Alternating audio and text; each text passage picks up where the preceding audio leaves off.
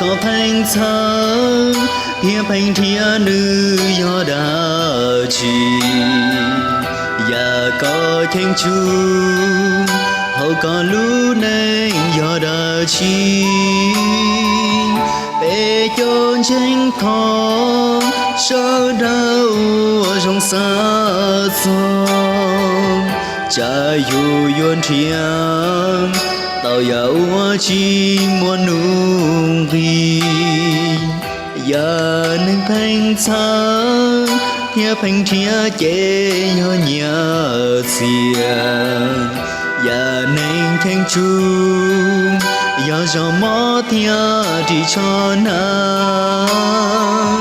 xua nu phanh chế chi hơ mu thia tên nó vì nên chúa sáng do lũ nên nhỏ đi nó và chữ cho lũ thiệt trò bé cho danh tiếng vua chú xuân thiên và chữ lũ tê cháu đê yêu trả vàng chữ lũ chia nhiều uốn tê ta cho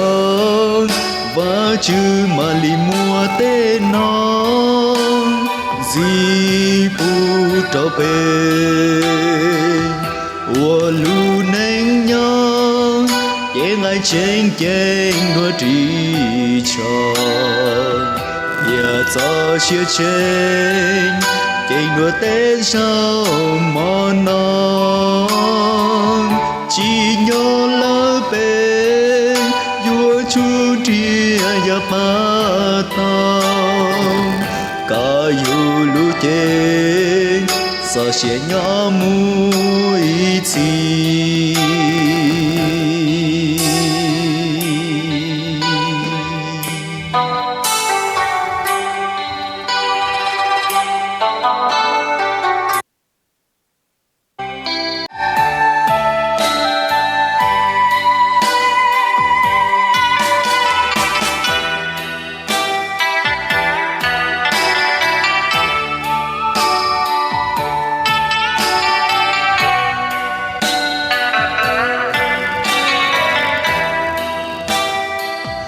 vợ chữ cho lưu thiệt trò bé cho danh tiếng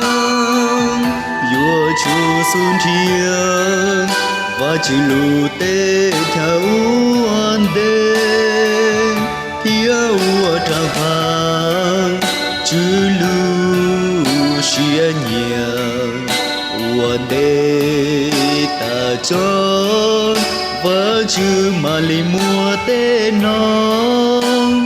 gì bu trò bê ua lu nên nhau do con tranh sai vua Giêsu lo ua tu chư cả lu nên thì tao tranh tranh lòng vợ chữ lu và chữ thia phong công mong ta có gì nên ya tao cho chia chi ta có gì nên ya tao cho vợ chữ nhau